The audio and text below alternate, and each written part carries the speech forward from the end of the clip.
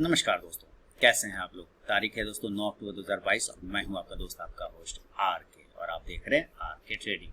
तो दोस्तों, आपके सवाल मेरे जवाब का 187 एपिसोड यानी 187वां एपिसोड लेकर आपके सामने मैं हाजिर हूं।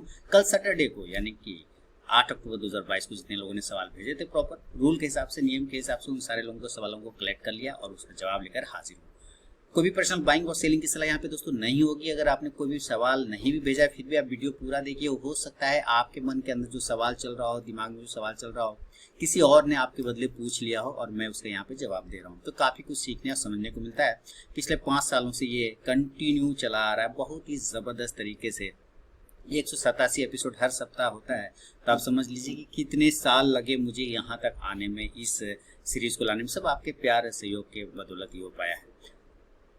अब आपको यहाँ पे ध्यान ये रखना है कि अगर आपने सब्सक्राइब नहीं किया है, सिर्फ व्यूअर है, तो चैनल को जरूर सब्सक्राइब कर लें, बेल आइकन प्रेस कर लें, जिससे मेरे वीडियो की लेटेस्ट नोटिफिकेशन मिल जाएगी सबसे पहले। और दूसरा, अगर आर के ट्रेडिंग मोबाइल ऐप को डाउनलोड नहीं किया तो डाउनलोड कर सकते हैं।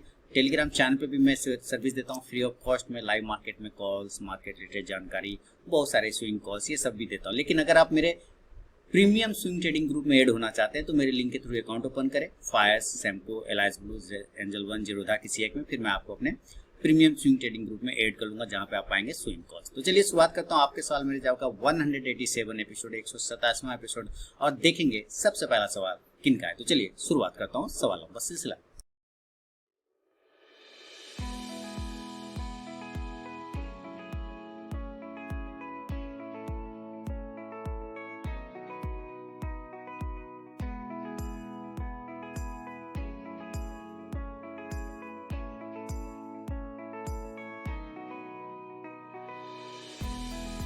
तो दोस्तों, सबसे पहला सवाल सूरज जी ने भेजा है बीकानेर से, और इन्होंने लिखा है, नमस्कार सर, सवाल है रोलेक्स रिंग 30 क्वांटिटी है इनके पास, पूना वाला फिनकॉर्प 100 क्वांटिटी है, डी कैप 200 क्वांटिटी है, क्वांटिटी और बाय करना चाहते हैं। 30 क्वांटिटी बाय करना चाहते हैं, पूना वाला के 100 क्वांटिटी बाय करना चाहते हैं, और डी कैल का 200 क्वांटिटी बाय करना चाहते हैं। तो please guide about entry, SL, exit position. आजकल रूबरू होकर वीडियो देखने में अति आनंद आता है। Thank you sir. चलिए मेरा चेहरा देख के किसी को तो आनंद आ रहा है, वरना तो उतना खास चेहरा मेरा नहीं है। तो सवाल भेजने के लिए बहुत बहुत धन्यवाद। सबसे पहले रोलेक्स रिंग लेना चाह रहे, पूना वाला, डी कॉल को ऐड करना चाहते हैं, क्वांटिटी को बाय करना चाहते हैं। तो देखिए, रोलेक्स रिंग अभी ना ऑलरेडी एक अच्छे पोजीशन पे चल रहा है। रोलेक्स रिंग एक अच्छे पोजीशन में चल रहा है, ऊपर के भाव पे 1900 के आसपास, 21 हो गया।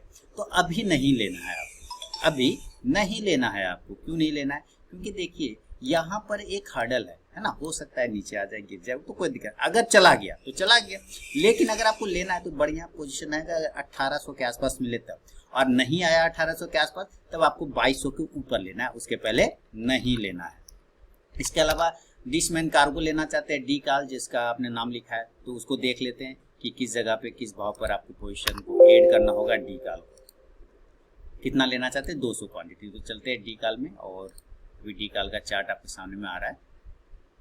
तो देखिए दोस्तों, सूरज जी, डी काल जो है आप करेंट भाव पे भी ले सकते हैं, 90 के आसपास मिले तो आप वहाँ पे भी ले सकते हैं, कोई दिक्कत नहीं।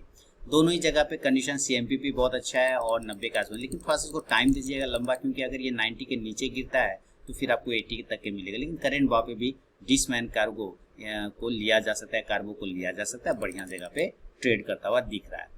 तीसरा स्टॉक्स आपके पास जो आप लेना चाह रहे हैं वो है पूना वाला फिनकॉर्प लेना चाह रहे हैं। देखिए, ये मैग्मा फिनकॉर्प हुआ करता था, फिर नाम हो गया वो दारू वाला ने पूना वाला ने खरीदा, तो सीरम इंस्टीट्यूट के मालिक ने, तो यहाँ पे जो है उसका नाम हो गया पूना वाला फिनकॉर्प। ब्रेकआउट अगर मिल जाए 345 के ऊपर तब वेट करिए, अदरवाइज ये आपको 300 280 के आसपास मिलता है, तब फिर वहाँ पे आपको पूना वाला फिनकॉर्प को लेना चाहिए। तो ये है आपके सवाल पे मेरा अपना जवाब। आपको मैंने बता दिया कहाँ पे लेना है, नीचे के साइड में कहाँ पे ऐड करना है। अगर मैं बता दूं कि अगर जरा सा भी मेरे वीडियो से किसी को फायदा होता है तो जरूर कमेंट करके मुझे बताइए, अपने ग्रुप में शेयर करिए जिनको इस तरह की वीडियो की जरूरत होती है। कल मैंने एक वीडियो डाला था कि अगर आप ऐसी गलती करते हैं बार बार तो हमेशा फेल होंगे। उस वीडियो को सारे बिगनर लोगों को देखना चाहिए, मेरा ये मानना है। और अगर आपके आसपास में कोई ऐसा व्यक्ति है जो शेयर मार्केट को रिलेट करता है और सीखना समझना चाहता है तो सबसे पहले उस वीडियो को जरूर प्रोवाइड करिए। चलिए बढ़ूंगा अगला सवाल की तरफ, और अगला सवाल है गजानन दागले जी ने औरंगाबाद महाराष्ट्र से लिखा है, सर मैंने आपका बिगनर कोर्स लिया है, वह बहुत अच्छा है। जी सर, मैं जानता हूँ जो मेरा शेयर मार्केट का कंप्लीट गाइड जो है, जिसका दाम 1495 रुपये जो मेरे वेबसाइट मेरे मोबाइल ऐप पर रखा हुआ है, उसका कोई तोड़ नहीं है। वो एक बिगनर को आँख खोल देगा। वो आई ओपनर कोर्स है। उसके अंदर इतना मटेरियल मैंने डाला है कि लोग अगर कंप्लीट उसको देख लेंगे तो उनको शेयर मार्केट का ABCD से लेके Z तक पता चल जाएगा। तो आप ये लिख रहे हैं कि मैं शेयर मार्केट में इक्विटी में छोटी छोटी क्वांटिटी बाय सेल करना सीख रहा हूँ। बहुत बढ़िया, मुझे शेयर मार्केट पूरा सीखना है, कृपया बताइए आगे क्या करना होगा। देखिए, आपने बिगनर को ले लिया, बिगनर से आपको फायदा भी बहुत अच्छा हो रहा है। पहले आप उस पर कंटिन्यू प्रैक्टिस करिए, और जो अगर ज्वाइन करना चाहते हैं तो मेरा इंट्राडे ट्रेडिंग कोर्स का जो उससे थोड़ा हायर लेवल का होता है, आपको ज्वाइन कर लेना चाहिए था, जो कि अक्टूबर 10 तारीख से कल से स्टार्ट हो रहा है। लेकिन चूंकि अब रजिस्ट्रेशन डेट क्लोज हो चुका है तो वहाँ पे आप इन्वॉल्व नहीं कर पाएंगे। तो नेक्स्ट वेट करिए, अब उससे आगे का सीखना है आपको। लेकिन उसके पहले अभी आप स्विंग में चले जाइए, क्योंकि आपने बिगनिंग से स्टार्ट किया, आप धीरे से स्विंग में आइए। स्विंग को फिर कुछ दिन ट्राई करिए, स्विंग को ट्रेड करिए और स्विंग को सीखिए। स्विंग वाले कोर्स को भी आप इन्वॉल्व कर सकते हैं, वहाँ पे रिकॉर्डेड है, आप वहाँ पे ले सकते हैं। और उसके बाद आप फिर इंट्राडे में आएंगे। मैं अगर दिखाना चाहूँ तो यहाँ देखेंगे, ये मेरा मोबाइल ऐप और मेरा वेबसाइट कुछ इस तरह से आपको दिखेगा। यहाँ पे एक शेयर मार्केट का कंप्लीट गाइड उन्होंने ये लिया था, ज़बरदस्त है। और इसका तो रजिस्ट्रेशन डेट क्लोज हो चुका है इंट्राडे ट्रेडिंग कोर्स का। आपको ना यहाँ पर अब जो है आगे बढ़ना होगा तो लेके चलना होगा स्विंग वाला। कौन सा वाला लेके जाना होगा? स्विंग वाला लेके जाना होगा, जो कि कुछ इस प्रकार से यहाँ पे दिखेगा आपको। स्विंग वाला मैं आपको दिखा देता हूँ। स्विंग, चलिए, और ये आगे देखिए, है ना, ये full detail strategy for swing trading. इस पर आपको यहाँ पे फोकस करना है गजानन जी, ठीक है। आपको इधर से चलना है, पहले बेसिक, फिर स्विंग, फिर इंट्राडे, ठीक है ना। तो इस तरह से प्रोसेस से आप आगे बढ़िए। चलिए, गजानंद जी के बाद बढ़ूंगा अगला सवाल की तरफ। और अगला सवाल है PV पाटिल साहब, कागल महाराष्ट्र से लिख रहे हैं। इनका सवाल थोड़ा लंबा है, पढ़ता हूँ अभी। PV पाटिल जी ने लिखा है कि सर, मैं आपका ITC बैच का स्टूडेंट हूँ। मैं जानता हूँ सर पाटिल साहब, मैं तो अपने सारे स्टूडेंट को नाम से जानता हूँ, बाकायदा। आपको पता ही, जब भी लोग मुझे कॉल करते हैं मेरे स्टूडेंट, मैं उनको नाम से बोलता हूँ डायरेक्ट, है ना, क्योंकि मुझे पता है मेरे सारे स्टूडेंट के बारे में। तो अब मेरा सवाल ये है कि मेरे पास लॉन्ग टर्म में रखे हुए मोर देन 3000% रिटर्न वाली डिलीवरी में ब्लू चिप कैटेगरी के कुछ स्टॉक्स हैं, बहुत बढ़िया, और क्वांटिटी भी 1000 के मल्टीपल में हुई है, बोनस और स्प्लिट मिला के, बहुत अच्छा। मुझे उसी डिलीवरी से रेगुलर इनकम करना है, तो कम से कम डिलीवरी चार्जेस और ब्रोकरेज देके कुछ अच्छा इनकम सोर्स बनाने के लिए कोई विकल्प बता दीजिए, और कोई अच्छा ब्रोकर बता दीजिए जहाँ पे मैं फिजिकल शेयर डिमेट कर सकूँ। धन्यवाद सर, आपका मुझे अच्छा सर कि आप जैसा गुरु मिला। अरे नहीं सर, आप जैसे लोग मुझे स्टूडेंट मिलते हैं, इसके लिए मैं सारे लोगों का धन्यवाद दूंगा। और खुशकिस्मत हूँ, मैं कोई गुरु वगैरह नहीं हूँ, मैं बस रास्ता दिखा सकता हूँ, चलना आपको रहता है। अब देखिए, इनके पास क्या है, इनका समस्या ये सारे लोगों के लिए भी हो सकता है। इनके पास कुछ फिजिकल शेयर पड़े। फिजिकल शेयर क्या होते हैं? जो बाप दादा ने ले रखे हैं। अभी तो सारा डिजिटल होता है ना, मोबाइल पे होता है, आपका NSDL में जमा होता है, CDSL में ब्रोकर के माध्यम से सारा चीज डिजिटल है। लेकिन आज से 20 साल पहले, 30 साल पहले वो डिजिटल नहीं होता था, वो फिजिकल फॉर्म में होता था। और 50 साल पहले चले जाए तो और भी स्थिति वही थी, कागज पे लिख के शेयर मिल जाते थे, ठीक है। तो बाप दादा क्या करते थे कि खरीद के बक्सा में रख देते थे, कागज में, कि चलो फिक्स है, वो बक्सा में रख देते थे। तो जब बाप दादा गुजर गए तो बच्चे के हाथ में लगा तो देखा, अरे ये तो कुछ शेयर्स है भाई, कुछ कंपनी है। लेकिन अब आप उसको बेच नहीं सकते, कारण वो फिजिकल फॉर्म में, वो कागज पे है। उसको पहले आपको डिजिटली कन्वर्ट कराना होता है, अपने आपके डीमैट में डालना होता है। तो उसके लिए क्या करना होता है ना, सबसे पहला प्रोसेस क्या है कि सबसे पहले तो आपको एक ब्रोकर ढूंढना पड़ेगा। कोई भी ब्रोकर लीजिए, बढ़िया, ऑथेंटिक, ठीक है। और डिस्काउंट ब्रोकर के पास मत जाइएगा, इसलिए ये काम के लिए डिस्काउंट ब्रोकर सही नहीं है। मैं डिस्काउंट ब्रोकर के माइनस पॉइंट नहीं बता रहा हूँ, बल्कि मैं बता रहा हूँ क्योंकि इतने सालों से वो बाप दादा की कमाई है ना, तो उसको ऐसे क्यों जाना है। डिस्काउंट ब्रोकर के पास नहीं जाना है, आपको फुल ब्रोकर के पास जाना है। बहुत सारे फुल ब्रोकर हैं। आप किसी बैंकिंग वाले ब्रोकर को पकड़ लीजिए, जैसे कोटक को पकड़ सकते हैं, ICICI सिक्योरिटीज़ को पकड़ सकते हैं, आप HDFC सिक्योरिटीज़ को पकड़ सकते हैं, है ना। तो फुल ब्रोकर को पहले पकड़िए, और उसके बाद एक एफिडेविट कराना होगा।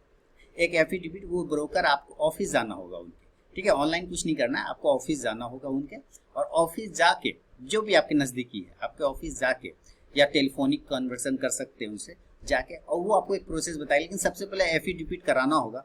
एफिडेविट में सब्जेक्ट रहता है कि ये जो है फिजिकल शेयर है, इसको डीमेट में कराने संबंध हेतु, ठीक है। उसके बाद वहां पे टाइपिंग किया जाता है कि यहाँ इतने साल का ये शेयर है, इस कंपनी का शेयर है, इतनी क्वांटिटी, और ये फिजिकल फॉर्म में है, कागज में, पत्र लिपि में है, इसको अब डिजिटली फॉर्म में कन्वर्ट कराना है, तो उसके लिए एक एफिडेविट बनता है।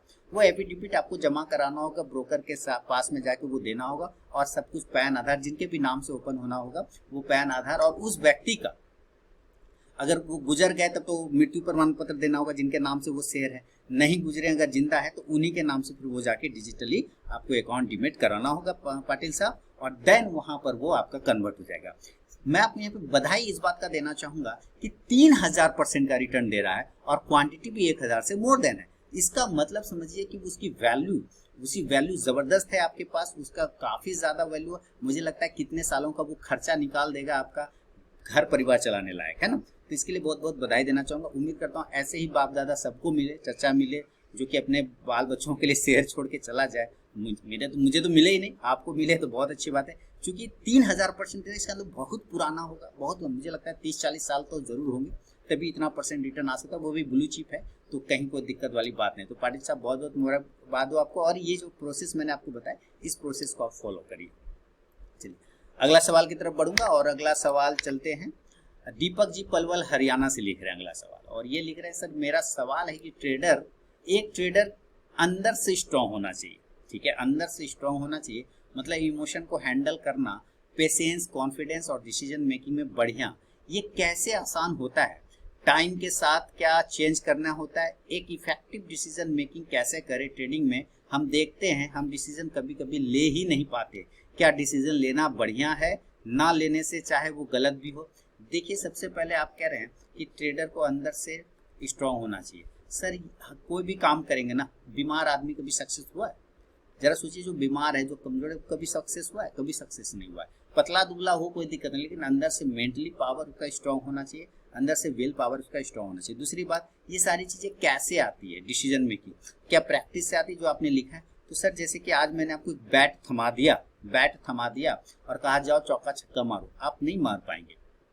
एक दो बार लगती पिलती लग गया, लेकिन जब आप कंटिन्यू पिच पर प्रैक्टिस करते हैं, 2 महीना 3 महीना साल भर कंटिन्यू प्रैक्टिस करते हैं, तब एक अच्छा खिलाड़ी बन जाता है और आपका शॉट लगना स्टार्ट हो जाता है। यानी किस बॉल पे कैसा शॉट लेने का डिसीजन है वो आपको आ जाता है ना, कि बाउंसर आ रहा है तो झुक जाना है, अगर आपको यॉर्कर आया तो रोक देना है, डिफेंड कर लेना है ना।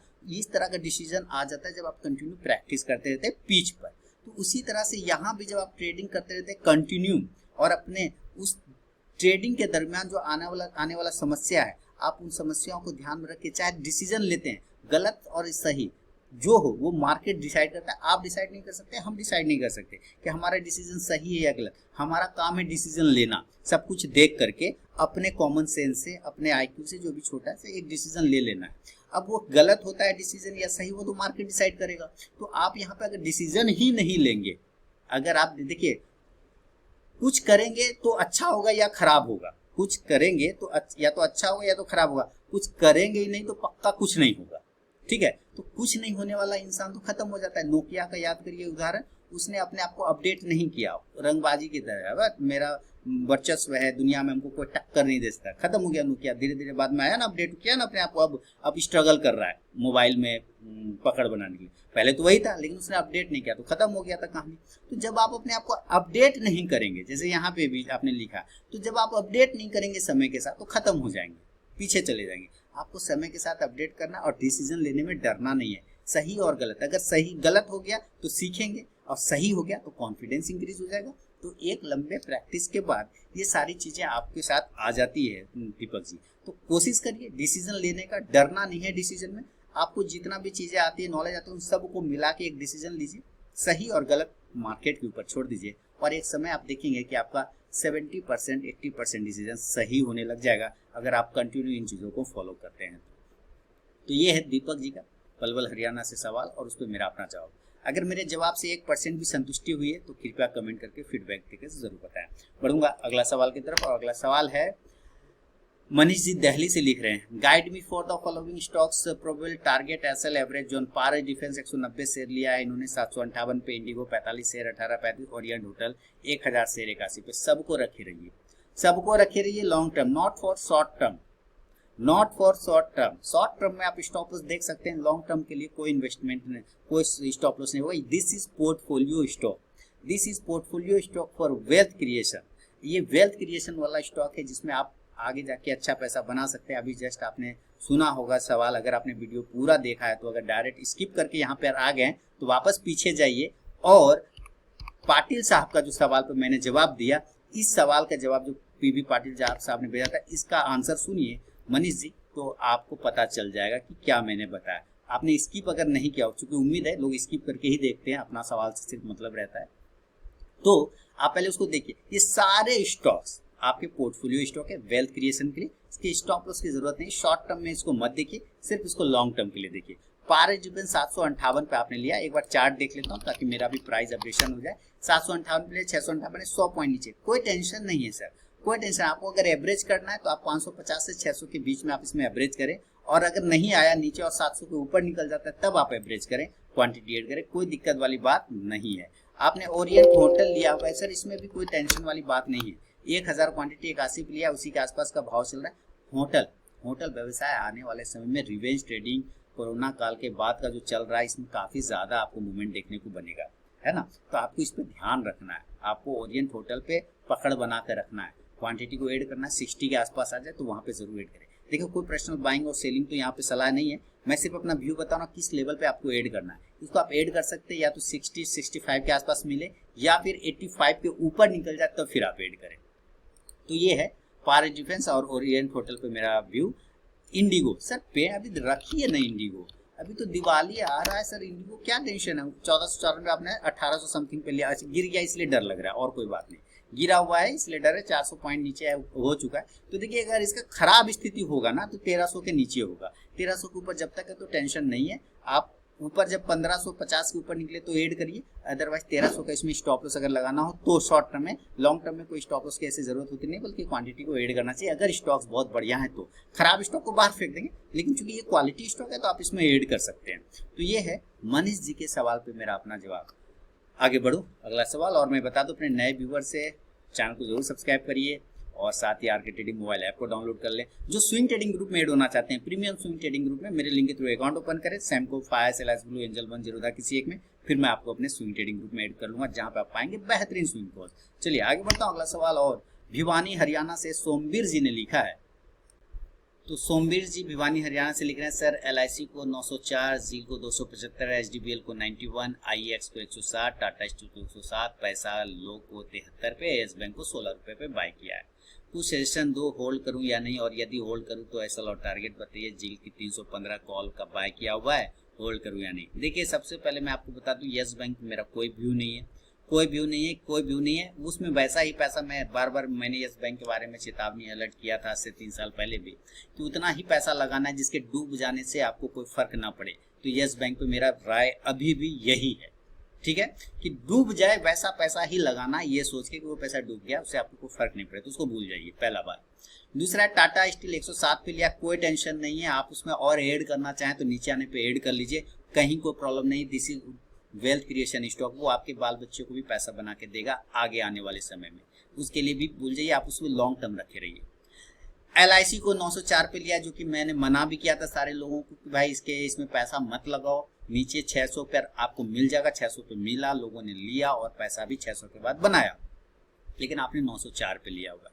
तो एलआईसी आपके लिए एक ऐसा स्टॉक है जो आपको लॉस नहीं देगा, लेकिन प्रॉफिट बहुत बाद में देगा। याद रखिए, जो लॉस आपको नहीं देगा एलआईसी, फिर से मैं बता रहा हूँ, एलआईसी लॉस आपको नहीं देगा लेकिन प्रॉफिट बहुत बाद में देगा। तो 904 पे लिया, 624 हो चुका है, तो कितना नीचे आ गया, 300 पॉइंट चला गया। तो मेरा इस स्टॉक पे इसलिए व्यू निगेटिव था कि एलआईसी कोई हीरा नहीं है और कोई सोना नहीं है, कारण कि एलआईसी बहुत बड़ा इंश्योरेंस कंपनी है, भारत में सबसे बड़ा है। तो सर और भी तो है, क्या एलआईसी जब स्टॉक मार्केट में नहीं था तो क्या लोग पॉलिसी नहीं करा रहे थे? ऐसे प्रू लाइफ में, एचडीएफसी लाइफ में, एसबीआई लाइफ में करा रहे थे ना। तो फिर ऐसा क्या है एलआईसी में? सर इसके शेयर से मैं इसलिए दूर रहता हूं क्योंकि इसका मूवमेंट एक तो इस तरह का होता है ना कि न्यूज बेस्ड होता है, कुछ काम कर रहा है सरकार या कुछ करे तो ये चलता है, अदरवाइज इसमें कोई पार्टिकुलर किसी का अट्रैक्शन नहीं होता है बड़े लोगों का, ऐसा मैंने देखा है। इस वजह से इस पर मेरा व्यू कभी सही रहा नहीं। और भी बहुत सारी चीज़ें होती है, जैसे कि SBI पे मेरा व्यू हमेशा गड़बड़ रहता है। लेकिन यहाँ पे मैं बता दूं कि LIC को आपको थोड़ा टाइम देना होगा। इस भाव पर बेचेंगे तो आपको कुछ खास मिलेगा नहीं। आप थोड़ा रख लीजिए, इसको लॉन्ग टर्म के लिए रख लीजिए। ये सोचिए कि चलो लॉस लेकिन ये नहीं देगा, इतना है, आपको देगा प्रॉफिट, आपके पैसे पर आ जाएगा, लेकिन थोड़ा टाइम लगेगा सर, जो फैक्ट है। आपको मैं बरगला नहीं रहा हूँ, बिल्कुल इसको रखिए, थोड़ा टाइम दीजिए, इसको लंबा समय दीजिए, तभी आपके प्राइस पर आएगा। दूसरा है कि जील को 275 रुपया लिया, HDBL को 91 पे। तो HDBL तो मेरा रिकमेंडेड स्टॉक है, 91 पे लिया है, तो HDBL चला गया है 130 के आसपास में, है ना, 115 या 130 है, 130 हो गया। तो ऑलरेडी प्रॉफिट में आप इसको होल्ड करिए। मैंने इस कंपनी को जब रिकमेंड किया था, मैंने कहा था ये भारत के आत्मा में बसता है। ये एक ऐसा शेयर है जो गरीब और अमीर में भेदभाव नहीं करता, जो गरीब और अमीर में भेदभाव नहीं करता है। HDBL थोड़ा सा लिया रिक्शा वाला और प्रधानमंत्री को खरीद लेता है, बाप कौन है रे, मोदी सारे खरीद लेंगे, उसके अंदर इतना एनर्जी डाल देता है। तो वैसा ये तो अमृत समान है ना सर, फिर इसको क्यों बेचना है? तो भारत के आत्माओं में बसा। भारत क्या है ना, युवाओं का देश है। आप इसके पीछे के थोड़ा साइकोलॉजी को समझिए। भारत क्या है, युवाओं का देश है, सबसे ज्यादा युवा आबादी यहाँ है। जब युवा आबादी यहाँ है, यंग जनरेशन यहाँ है, तो कंजम्पशन भी ज्यादा होगा, कंजम्पशन भी तो ज्यादा होगा क्योंकि ज्यादा आबादी। ये कंजम्पशन स्टॉक है, आपको उसको समझ रहे ना, ये खपत करने वाला स्टॉक। इसको दुख में भी पीता है, खुशी में भी पीता है। ये ऐसा है, ये दोनों जगह सेम भाव से चलता है, दोनों जगह सेम नेचर रखता है, दुख वाले लोगों में भी सेम और खुशी वाले लोगों में। इसको रखे रहिए, अभी ये और चलेगा, बड़ा चलेगा, थोड़ा गिरेगा, उससे डरना नहीं है, चलेगा, टेंशन नहीं लेना, ठीक है ना। चलिए देखिए, इतना अच्छा से बता रहा हूँ, जो रियल चीज है उसके बारे में। वही तो HDBL क्या बना, दारू बनाते हैं, लीकर। जील को 275 पे लिया है, इतना खास नहीं, अभी मूवमेंट बना है जील में, लेकिन उतना मुझे इसमें अट्रैक्शन नहीं आता है। जील में 275 के आसपास आपने लिया हुआ है। चलिए देख लेते हैं। ये सारे सेवा, ये सारी सर्विस मैं फ्री ऑफ कॉस्ट में देता हूँ, आपको पता है, सारे लोगों को पता है। ये सवाल पूछने के लिए लोग पैसे लेते हैं, मैं फ्री ऑफ कॉस्ट में लोगों को बताता हूँ, सेवा करता हूँ, तो एक फीडबैक, एक लाइक तो बनता है। ये 275 पर जील को आपने पकड़ा है, 2 से का चल रहा है, ठीक है, अभी रख लीजिए। अभी आपने थोड़ा लिया है, अब इसको पकड़ के रखिए। 285 से 286 के ऊपर अगर जील निकलता है तो आपको 300 के लेवल बनेंगे। एक बार 300 305 के आसपास में निकलने का कोशिश करिएगा, प्रॉफिट बुकिंग का कोशिश करिएगा वहां पे, ठीक है ना। तो जील को अभी आप रख सकते हैं। और जील के अलावा LIC हो गया, जील हो गया, HDBL हो गया, IEX पिटाई होगी, IEX की जगह ना। इसके जगह आपको मैं एक स्टॉक बता दूं, अगर आपको एनर्जी में ही ज़्यादा पसंद आता है, आपने 146 पे, अभी 146 के आसपास चल रहा है और आपने इसको लिया है 160, इससे ज़्यादा बेहतर आप टाटा पावर को ले लीजिए, आप JSW एनर्जी को पकड़ लीजिए, आप चेंज कर लीजिए इसको। लेकिन आपको लग रहा है कि छोटा स्टॉक से छोटा भाव पे इस वजह से लिए, तो ठीक है, इस सोच से ठीक है, लेकिन जहाँ पे मूवमेंट नहीं है, जो न्यूज़ में ज़्यादा आ जाता है ना, उसकी पिटाई हो जाती है। JSW एनर्जी पकड़ सकते हैं आप, टाटा पावर पकड़ सकते हैं, है ना, मैं अडानी पावर नहीं बोल रहा हूँ, रीजन है, टाटा पावर पकड़ सकते हैं, JSW एनर्जी पकड़ सकते हैं, ये सब ज़्यादा बेहतर है। IEX खराब नहीं है, मैं फिर कह रहा हूँ, IEX खराब नहीं, बस इसका समय खराब है। पावर छोड़ के, एनर्जी छोड़ के, इसका नाम है इंडियन एनर्जी एक्सचेंज, एनर्जी छोड़ के बाकी सब है इसके अंदर, तो अभी एनर्जी की थोड़ी कमी है, आप चेंज करना चाहें तो चेंज कर सकते हैं IEX से, ठीक है। और आपने लिया है टाटा स्टील, तो बता ही दिया, टाटा स्टील में पहले ही मैंने क्या बताया आपको कि इसको रखे रहिए। पैसा लोगों को 73 पे लिया है, उसको देख लेते हैं। यस बैंक, तो सर यस बैंक को मैं बता दूं कि आपको पहले ही बता दिया कि अगर डूब जाए वैसा ही पैसा लगाना है, ज़्यादा कुछ नहीं करना है। और अब जो है अंतिम स्टॉक आपके पास है वो है पैसा लो, तो सर पैसा लो रखिए, मेरे नज़र में पैसा लो बढ़िया स्टॉक है, बेहतरीन स्टॉक है, कोई टेंशन नहीं। अगर स्टॉप लॉस लगाने की जरूरत पड़े तो 60 रुपीज़ के आसपास लगाइए, ऐड करना तो 75 के ऊपर ऐड करिए, कोई दिक्कत नहीं है, रखिए, लेकिन 60 का स्टॉप लॉस लगा के होल्ड करिए। अब जील का 315 कॉल लिया, तो मैंने क्या बताया जील पर, कैश के लेवल बताऊंगा, कैश के लेवल अगर वो ब्रेच होता है तो होल्ड, ठीक है। 300 या 290 पकड़िए, राउंड नंबर 290 के ऊपर अगर जील निकल जाए तो आपको प्रॉफिट स्टार्ट हो जाएगा, लेकिन अगर 270 के नीचे जील निकल गया तो आपको लॉस का सामना करना पड़ सकता है जील में, तो वही स्टॉप लॉस पकड़ लीजिए। 270 के नीचे निकलेगा, कॉल से एग्जिट कर जाएंगे, 290 से 300 के ऊपर निकलेगा, कॉल को होल्ड कर लेंगे, क्लियर ना। तो ये है आपके सवाल पर मेरा जवाब, सोमवीर साहब हरियाणा से था इनका सवाल। चलिए आगे बढ़ेंगे। सोमवीर जी के बाद अगला सवाल है संदीप गावली जी ने लिखा है, सोलापुर महाराष्ट्र से। इनका सवाल है, सर मैं चार्ट पे जो टेक्निकल एनालिसिस करता हूँ, बहुत बढ़िया, तो संदीप गवली जी ने लिखा है कि सर मैं चार्ट पे जो टेक्निकल एनालिसिस करता हूँ वो सब सही होता है पर ट्रेड लेने का हिम्मत नहीं होता और बाद में वो निकल जाता है, तो मैं क्या करूँ। बहुत बढ़िया सर, ये आपने एक ऐसा सवाल भेजा है संदीप जी जो लगभग 80% लोगों की परेशानी है। 80% लोगों की यही परेशानी है कि वो सब कुछ पेपर पे सही करते हैं, एकदम पेपर पे सब कुछ करते हैं सही। टेक्निकल देख ले, EMA देख ले, RSI देख ले, इंडिकेटर देख ले, सब सही होता है एंड ऑफ डे या जब तक वो एंट्री नहीं करते हैं तब तक, और जैसे ही वो एंट्री करते हैं वो सब उल्टा हो जाता है। एंट्री नहीं करते तो देखते हैं बाद में कह रही है तो बिल्कुल मेरे हिसाब से गया जैसे जैसे मैंने सोचा, और एंट्री कर लेने के बाद पता चला वो स्टॉक रिवर्स हो गया। कहते हैं लगता है कोई मुझे देख रहा है, जब तक नहीं करता हूँ एंट्री तब तक ठीक है, जैसे मैं कर लेता हूँ तो लगता है कोई देख रहा है, वो मेरा स्टॉप लॉस काट देता है। देखिए ये समस्या क्या है, ये सिर्फ आपके इमोशन का प्रॉब्लम है। इमोशन, जब आप पेपर पे कुछ भी करते हैं, टेक्निकल कुछ भी करते हैं पेपर पे, तो पेपर पे हमारा कोई इमोशन अटैच नहीं होता। आई रिपीट, इस सवाल को जब ध्यान से सुनिएगा, इस जवाब को, कि पेपर पे कोई भी इमोशन अटैच नहीं होता, कागज पे कोई भी इमोशन अटैच नहीं होता। तो जब आप उस टेक्निकल एनालिसिस कर लिया, बिल्कुल सही किया, देख लिया कि यहाँ से निकलेगा वहां जाएगा, वहां से निकलेगा वहां जाएगा, यहाँ सपोर्ट होगा, यहाँ स्टॉप लॉस होगा, ये सब आप उसको एंड ऑफ डे देखते हैं तो बिल्कुल वैसा नजर भी आता है। लेकिन उसके बीच आप देखिए कि उसने कितना बार आपके उस टेक्निकल एनालिसिस को सही करने के लिए उस स्टॉक ने कितना बार नीचे आया और कितना बार ऊपर गया। तो जब आपने एंट्री नहीं लिया तो आपने उसको देखा ही नहीं, आपने सामने देखा तो बिल्कुल सही पाया, लेकिन जब आप एंट्री ले लेते तो आप उसको देखते, आप उसको लाइव में जा के देखते, और जब वो नीचे आता, जाना है उसको जाएगा वो ऊपर, लेकिन वो नीचे आता आपका टेस्ट लेने के लिए कि देखिए ये बंदा कितना कॉन्फिडेंस है अपने आप को। जब वो नीचे आता तो आपका हार्ट बीट बढ़ जाता, 72 की जगह 144 हो जाता, लगता है एसएल काट देगा या कुछ हो जाएगा। आप क्या करते, उस जगह पर आपका इमोशन अटैच हो जाता है, आप अपने स्टॉप लॉस को या तो छेड़ देते या प्राइस को ऊपर नीचे कर लेते कुछ भी, और वहीं से स्टॉक आपका काट के निकल जाता। ठीक है, क्यों? क्योंकि आपका रियल इमोशन अटैच हो गया, क्योंकि आपने एंट्री ले लिया। एंट्री लेने के बाद वो स्टॉक आपको डराएगा, नीचे आएगा ना तो डराएगा, रुक जाएगा, स्थिर हो जाएगा, कंसोलिडेट करेगा तो डराएगा, और आपका पेशेंस का वहां पे टेस्ट होता है। आप वहां पे पेशेंस छोड़ देते हैं और वहां पर स्टॉप लॉस को छेड़ देते हैं, तो वो क्या करता है, काट के निकल जाता है। लेकिन जब आप ट्रेड ही नहीं लेते, पेपर पे सिर्फ लेते हैं, तो आप उसको देखते भी नहीं है लाइव में, आप उसको शाम में देखते होंगे तो लगता होगा बिल्कुल सही चला गया, लेकिन उस बीच वो नीचे भी आया था, तो वो जो नीचे आया उस जगह पे ही अगर लाइव में आपने ट्रेड लिया रहता तो आपका वहीं पे पेशेंस टेस्ट हो जाता है। तो मैं कहता हूँ सक्सेस वही करेगा जो लाइव में ट्रेड करेगा रियल मनी से, सक्सेस वही करेगा जो रियल मनी से ट्रेड करेगा। पेपर ट्रेड जो करेगा वो जीवन भर रोएगा। पेपर ट्रेड में आपका इमोशन अटैच नहीं होता सर, पेपर ट्रेड में कोई इमोशन अटैच नहीं होता है, इसलिए अवॉइड पेपर ट्रेड। आप रियल ट्रेड 5 ही क्वांटिटी करिए, 5 ही क्वांटिटी करिए, पर रियल मनी से रियल ट्रेड करिए, अपने एनालिसिस पर बिलीव करके। और जैसे आप एंड ऑफ डे देखते हैं रिजल्ट, उसको भी एंड ऑफ डे देखिए कि वो आपके टारगेट तक गया कि आपके स्टॉप लॉस तक गया। अगर आप नहीं कर पाएंगे और छोड़ देंगे, बाद में आपको पछतावा आएगा कि देखो ले लेते तो टारगेट आ जाता, ले लेते तो टारगेट आ जाता, और आप देखते भी होंगे। तो जब आपने मेहनत किया, स्टॉक ढूंढने में मेहनत किया, सिलेक्शन में मेहनत किया, एनालिसिस में मेहनत किया, तो आप उसको एग्जीक्यूट तो कीजिए, एग्जीक्यूट करिए। एक बार डर लगेगा, लेकिन अगर एक बार सक्सेस हो गया तो आपका कॉन्फिडेंस बिल्ड हो जाएगा। लेकिन याद रखिए, जब कॉन्फिडेंस आ जाए तो कभी भी ओवर साइजिंग, पोजीशन साइज को नहीं करना है।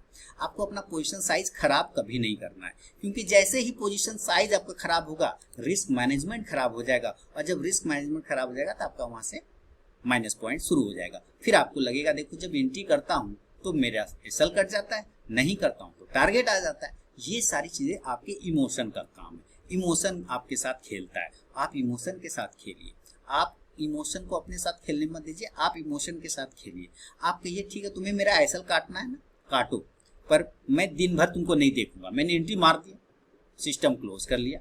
अब देखिए आपको मोबाइल में भी नहीं देखना है। कुछ लोग होशियार होते हैं, समझदार होते हैं, कहते हैं सर मैंने पीसी तो बंद कर दिया। मैं जानता हूँ पीसी बंद कर दिए ट्रेड के बाद, लेकिन मोबाइल पे तो देख रहे हैं, मोबाइल पे तो खोल के देख रहे हैं। वो भी नहीं करना है, आपको देखना ही नहीं, आपको एंड ऑफ डे देखना है। और अगर आप एंड ऑफ डे देख लेते हैं तो आपको पता चल जाएगा, स्टॉप लॉस कटेगा तो सीखेंगे, टारगेट आएगा तो कॉन्फिडेंस बिल्ड होगा। तो आपका ये इमोशन का प्रॉब्लम है, क्योंकि आप पेपर ट्रेड में कर रहे हैं या फिर बैक टेस्ट कर रहे हैं। जब भी करिए लाइव टेस्ट करिए, छोटी क्वांटिटीज करिए, आपको कॉन्फिडेंस बिल्ड होगा सर। और याद रखिए 1-2 बार मार्केट कितना एसएल काटेगा, उतना ही जितना मैंने डिसाइड किया, उससे ज्यादा थोड़ी है। तो उसकी औकात ही उतनी है, जितना मैं उसको दूंगा वो उतना ही लेगा, उससे ज्यादा तो वो ले ही नहीं सकता। मैं जितना उसको दूंगा वो उतना ही लेगा, मैंने जितना डिसाइड कर लिया उससे ज्यादा वो थोड़ी ले जाएगा मुझसे, नहीं ले पाएगा। तो आप वो डिसाइड करिए और जो एनालिसिस करते हैं उस पर बिलीव करिए और एंट्री मारिए, और एंट्री लेने के बाद अगर एग्जीक्यूट हो जाता है तो सिस्टम को क्लोज कर दीजिए स्टॉप लॉस और टारगेट लगा के, और शाम में देखिए कॉन्फिडेंस बिल्ड होगा। सर यकीन मानिए कॉन्फिडेंस बहुत ज़्यादा बिल्ड होगा, करके देखिए। और सारे लोगों को मैं बोलता हूँ यही फॉर्मूला अपनाइए, काफ़ी ज़्यादा रिलीव होगा, फायदा मिलेगा। तो फीडबैक देना बिल्कुल ना भूले। अगला सवाल की तरफ बढ़ूंगा संदीप जी के बाद। संदीप जी ने बहुत अच्छा सवाल भेजा था। अगला सवाल है संदीप जी के बाद जो है बलिया उत्तर प्रदेश से सुजीत कुमार जी ने लिखा है। सुजीत कुमार सिंह बलिया उत्तर प्रदेश से लिख रहे हैं, सोना कॉम्स 250 क्वांटिटी लिया है 536 पर, पेटीएम को 840 पर लिया है। देखिए लोग तो लिखते हैं मुझे, लेकिन कभी लोग मुझे कमेंट करके नहीं बताते। जैसे कभी मैंने इन लोगों का कमेंट मैंने नहीं देखा, फीडबैक नहीं देखा, लोग मुझे भेजते हैं। मैं कहता हूँ मैं सारी चीज़ फ्री में कर रहा हूँ ना, एक कमेंट करके, एक फीडबैक करके, एक लाइक करने में क्या जा रहा है, सब्सक्राइब करने में क्या जा रहा है, सब्सक्राइब करिए। चलिए इनका देख लेते हैं सवाल क्या है। सोना कॉम 250 क्वांटिटी 536, पेटीएम 840 पे लिया, तो क्या करे, होल्ड या एग्जिट। बहुत बढ़िया। एक सवाल यहां पे मैं आपसे पूछता हूं, क्यों लिया? सोचिए, ये मजाक की बात नहीं है, हंसी की बात नहीं है, ये सोचने की बात है। क्यों लिया? अगर मैं पूछ लूं यहाँ पे क्यों लिया, अंदर से क्या आंसर आएगा? अंदर से क्या आंसर आएगा कि किसी ने सर हमको टोपी पहना दिया, किसी ने बोल दिया तो ले लिया। क्यों लिया? क्या देखा आपने सोना कॉम्स में? क्या सोना लिखा तो सोना हो गया? पेटीएम क्यों लिया आपने? क्या 840 पे ही क्यों लिया? देखिए आपको जब कोई स्टॉक्स लेते हैं ना, ये सीखने की बात है, सीखिए, थोड़ा सुनिए बात को पूरा। जब आप कुछ लेते हैं, जैसे बाजार गए आप, मिक्सर ग्राइंडर रखा हुआ है 4-5, ठीक है, या फ्रिज रखा हुआ है, सैमसंग का भी है, LG का भी है, वर्लपूल का भी है, कैलविनेटर का। आपने कैलविनेटर उठाया, मैं पूछूंगा क्यों? कैलविनेटर ही क्यों, सैमसंग क्यों नहीं?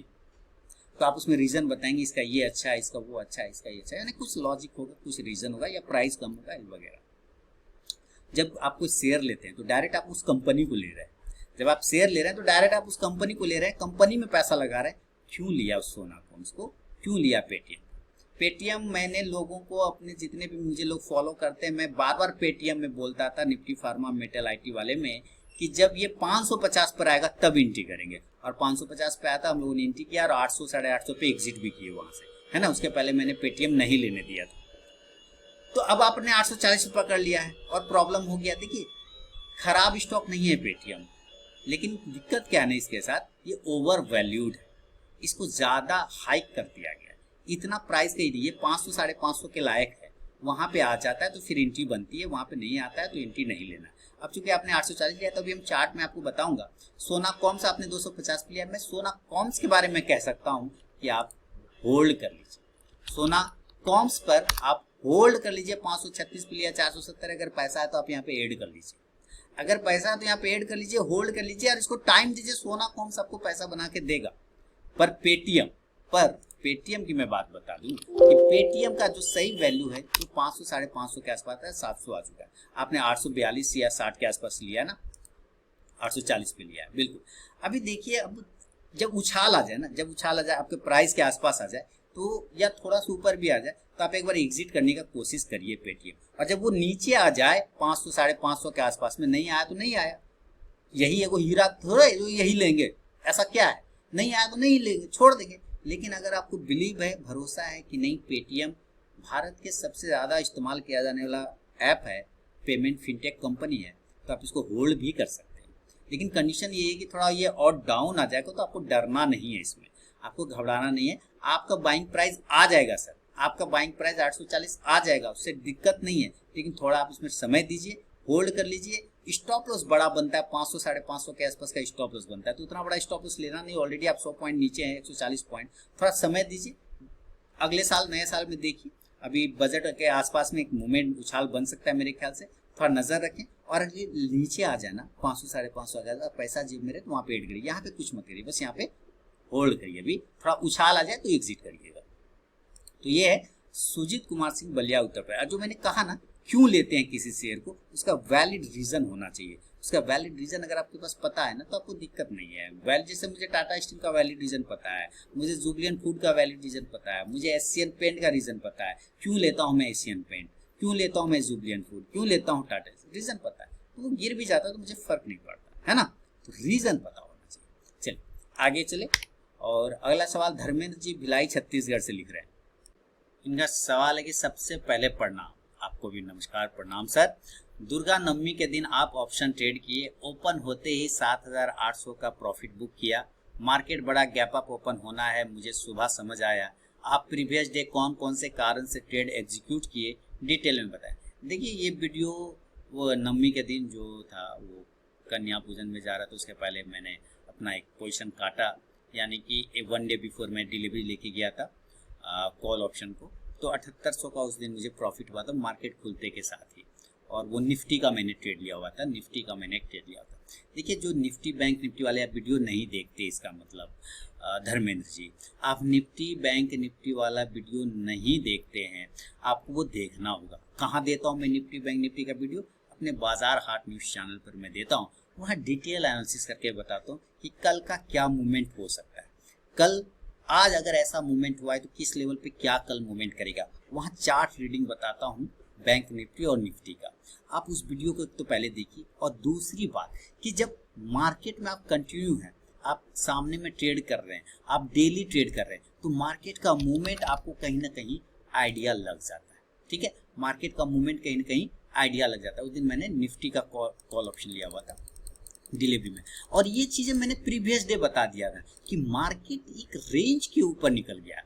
मार्केट क्या किया, एक रेंज के ऊपर सस्टेन कर रहा है। और इसको मेरा एक स्ट्रैटेजी है, बहुत फेमस स्ट्रैटेजी है, मैंने डाला भी था, आप लोगों ने, बहुत सारे लोगों ने उसमें पैसे भी बनाए, एनआर स्ट्रैटेजी। ये एनआर स्ट्रैटेजी बिल्कुल फिट बैठा, और ये एनआर को जब ब्रेक कर रहा है तो एनआर स्ट्रैटेजी के ऊपर ये निकल गया, एनआर लेवल के ऊपर निकल गया, तो कहीं ना कहीं अगले दिन भी एक मूवमेंट बनने के चांस बनते हैं। और इसका प्राइस पैटर्न, ये जो पैटर्न बना रहा है, ये पैटर्न बता रहा है कि ये बुलिश, मैंने बता दिया यहाँ पॉजिटिव कैंडल बनेगा, ये मैंने बता दिया था कि यहाँ एक पॉजिटिव कैंडल बनने वाला है। और उसी दिन आपने यहाँ पे देखा होगा कि एक अच्छा मूवमेंट माना, ये जो है गैप अप खुला था यहाँ पर, है ना, ये मैंने डिलीवरी ले रखा था, क्योंकि एक तो ओवर सोल्ड है मार्केट, बहुत ज्यादा बेच दिया गया है, कोई डिलीवरी किसी के पास बचा नहीं, FIDI के पास में क्या बेचेगा। तो दूसरी बात है कि ग्लोबल सिनेरियो भी ठीक ठाक हो रहा है। तीसरा कि हमारा रेट को ब्रेक करने वाला है, प्राइस को ब्रेक, ये डेली का चार्ट देख रहे हैं आप, इंट्राडे चार्ट पे भी मैंने बताया हुआ था। वो सारे पैटर्न मिला के वो पॉजिटिव सिग्नल दे रहा था कि खोने को क्या है नीचे 50 पॉइंट, ऊपर जाने को कितना है 100 पॉइंट, है ना। तो उस हिसाब से मैंने लिया हुआ था 100-150 पॉइंट मिलेगा, 150 पॉइंट मिल गया उस दिन। तो चीजें आपको समझना पड़ेगा, चार्ट ये एक लाइन में नहीं बता सकता है कोई यहाँ पे कि हाँ इसके वजह से लिया, ऐसा नहीं होता। यहाँ मैक्सिमम लोग फेल क्यों होते हैं, मैक्सिमम लोग फेल इसलिए होते हैं सर कि लोग एक चीज बोलते हैं कि मुझे सिर्फ एक ही चीज बता दो कि यही देखना और मैं वैसे ही करूँ। ऐसे नहीं होता, ऐसे नहीं होता है। ये जुआ नहीं है ना कि वो पत्ता उठा लिया, चला नहीं चला, वो नहीं होता ना। यहाँ क्या स्टडी होता है, आपको एक लाइन में स्टडी नहीं बता, कोई अध्ययन बताइए, कोई 10 साल का अध्ययन एक लाइन में बता पाएगा क्या? नहीं बता पाएगा। लेकिन करते हैं कुछ यूट्यूबर, क्या करते हैं, जैसे कि RSI को बिल्डर विल्सन ने लिखा था, RSI को 1500 पन्नों का किताब बनाया था उन्होंने, और 10-12 साल का मेहनत किया था RSI को डेवलप करने में। आजकल के यूट्यूबर क्या करते हैं, 15 मिनट में RSI बता के निकल जाते हैं। अब बताइए जिसने RSI बनाया, जिसने लिखा 1500 पन्ने का किताब, वो मूर्ख है? वो उतना मेहनत कर गया, उतना चीज यहाँ 15 मिनट में RSI बता के निकल जाता है। यही चीज होता है, किसी के स्टडी को आप एक लाइन में नहीं बता सकते कि हाँ यही है, नहीं, आपको उसका निचोड़ देखना होता है। निचोड़ स्टडी से आता है चार्ट पर, चार्ट को आपको रीड करना। आप उस वीडियो को देखा करिए, निफ्टी बैंक निफ्टी वाला क्लियर कट इंडिकेशन बता दिया था कि ये ब्रेकआउट हो रहा है, ये ब्रेकआउट होने वाला है, यहां से गिरा तो नीचे भी, मैं गलत भी हो सकता था, ऐसा थोड़ी कि मैंने कॉन्फिडेंस हाँ ऊपर ही जाएगा ऐसा टाइप का, नहीं, गलत भी हो सकता था। लेकिन नीचे कितना खो सकता हूँ, ये देख रहा था कि नीचे मैं 50 पॉइंट खोऊंगा ज्यादा से ज्यादा, यानी 2500 का लॉस हो सकता है। लेकिन ऊपर 150 पॉइंट मिलने के चांस है, तो 7500 मिले, 7800 मिले, तो ये आपको रिस्क रिवॉर्ड भी समझना पड़ता है, तभी आप एक सफल ट्रेडर बन पाते हैं, है ना। तो ये सारी चीज लर्निंग पर्पस का है। धर्मेंद्र जी, अगला सवाल बढ़ूंगा। धर्मेंद्र जी के बाद विनोद कहार जी ने राजस्थान झालावर से लिखा है, थैंक्स सर पोर्टफोलियो बताने के लिए। सर आपने स्टॉक बताया उनमें मैं प्रॉफिट में हूँ, thank you very much, welcome sir. Godrej, CP, Ashok Leyland, हित, कॉपर, इमामी रियल्टी, FDC, ये सब में प्रॉफिट में, बहुत बढ़िया सर। अब लिख रहे हैं सर जी, क्या स्टॉक को उसका ऑप्शन चेन देख के ट्रेड किया जाए तो चार्ट की जरूरत ज्यादा नहीं पड़ती? ऑप्शन बीमारी पकड़ा गया, यानी कि ऑप्शन का कीड़ा आपको भी काट रहा है, बहुत बढ़िया, जरूरत ज्यादा नहीं पड़ती, फिर वो ऑप्शन के लेवल के हिसाब से चलता है और अच्छा ऑप्शन के लेवल के हिसाब से चलता है और चार्ट को देख के ट्रेड किया है तो फिर एसएल भी चेंज हो जाता है ऑप्शन की अपेक्षा। दोनों का कंफ्यूजन बताया। देखिए ऑप्शन में टाइम जुड़ जाता है, जब आप ऑप्शन को देखते हैं तो आपका टाइम ऑटोमेटिक आ जाता है ना, कितने टाइम में ये प्राइस जाएगा ऑप्शन के ऑप्शन के थ्रू, या ये ऑप्शन इतने टाइम में जाएगा तो प्रॉफिट बनेगा, नहीं तो खत्म हो जाएगा। लेकिन जब आप कैश में चार्ट देख के करते हैं तो टाइम का कोई प्रॉब्लम नहीं होता है ना। इंट्राडे कर रहे हैं तो ठीक है 3 सवा 3 में काटना है, लेकिन आपने डिलीवरी ले रखा है तो टाइम का कोई इशू थोड़ी है, क्योंकि आपने कैश में ले रखा है तो टाइम का कोई इशू नहीं। ऑप्शन जैसे ऐड करते हैं तो आपको फिर टाइम जुड़ जाता है और वो टाइम ही बहुत इंपॉर्टेंट हो जाता है, क्योंकि अगर वो कहीं खड़ा हो गया तो प्रॉब्लम पैदा कर देगा, तो ये दिक्कत है। तो चार्ट ऑप्शन सपोर्ट रेजिस्टेंस, जैसे कि हम लोग बैंक निफ्टी वाले में बताते हैं कि यहाँ पे ज्यादा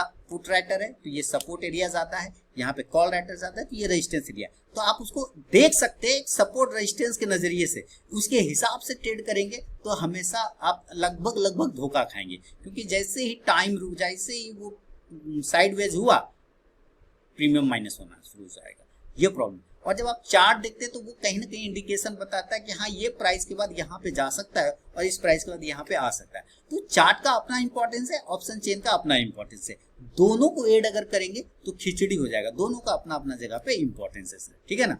सपोर्ट रेजिस्टेंस से एक आइडिया लगा लेते हैं, चार ऑप्शन से एक आइडिया लग सकता है कि हाँ यहाँ पे सपोर्ट और यहाँ पे रेजिस्टेंस बन सकता है। तो ये विनोद कहार जी ने राजस्थान झालावाड़ से लिखा था, जिस पर मैंने अपना जवाब दिया। तो ये था दोस्तों आपके सवाल मेरे जवाब का 187 एपिसोड, 187वां एपिसोड। बहुत सारे लोगों ने सवाल भेजे, बहुत अच्छे से सवाल भेजे इस बार, और पसंद आया तो जरूर फीडबैक करें मेरा जवाब। और साथ ही अगर आरके ट्रेडिंग मोबाइल ऐप को डाउनलोड नहीं किया तो डाउनलोड कर सकते हैं लाइव मार्केट में कॉल के लिए। और अगर स्विंग ट्रेडिंग ग्रुप में ऐड होना चाहते हैं तो मेरे लिंक के थ्रू अकाउंट ओपन करें, Samco fire S blue angel 1 0 किसी एक में, फिर मैं आपको अपने प्रीमियम स्विंग ट्रेडिंग ग्रुप में ऐड कर लूंगा। तो चलिए दोस्तों मिलूंगा नेक्स्ट वीडियो में, तब तक के लिए बहुत बहुत धन्यवाद।